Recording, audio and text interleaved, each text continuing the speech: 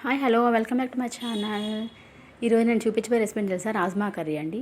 Night అంతా ఇట్లా soak చేసి పెట్టుకోవాలి.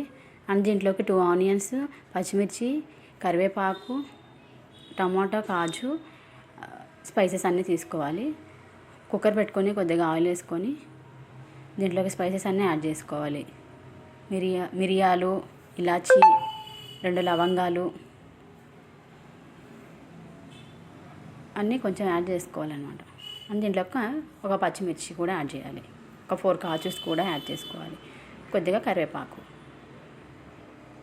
చూసారా, ఫ్రై అయ్యాయి కదా. ఇప్పుడు దీంట్లోకి కట్ చేసి పెట్టుకున్న ఆనియన్స్ కూడా వేసుకోవాలి. ఇది కూడా ఫ్రై అయిన తర్వాత అల్లం వెల్లుల్లి పేస్ట్ వేసుకోవాలి 1/2 స్పూన్. ఇది కూడా ఫ్రై అయింది కదా. ఇప్పుడు టమాటా వేసుకోవాలి. ఇది కూడా మంచిగా ఫ్రై అయింది కదా. ఇప్పుడు దీంట్లోకి కట్ చేసి పెట్టుకున్న రాజ్మాని వేసుకోవాలి.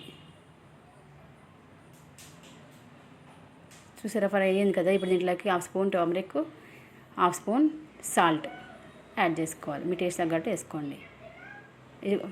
అండ్ నెక్స్ట్ 1/2 స్పూన్ కారం. ఫ్రై అయ్యాక దీంట్లోకి కొంచెం ధనియా పౌడర్ కూడా యాడ్ చేసుకోవాలి.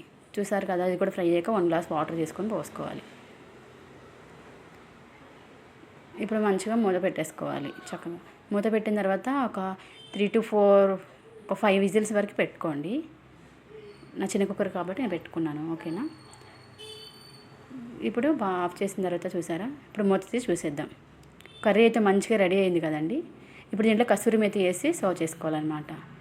ఒక ప్లేట్లోకి తీసుకొని పూరితో తినండి. చాలా బాగుంటుంది టేస్ట్ అయితే. దీని రోటీలో, చపాతీలో కూడా తినచ్చు, అన్నంలో కూడా తినచ్చు. చాలా బాగుంటుంది.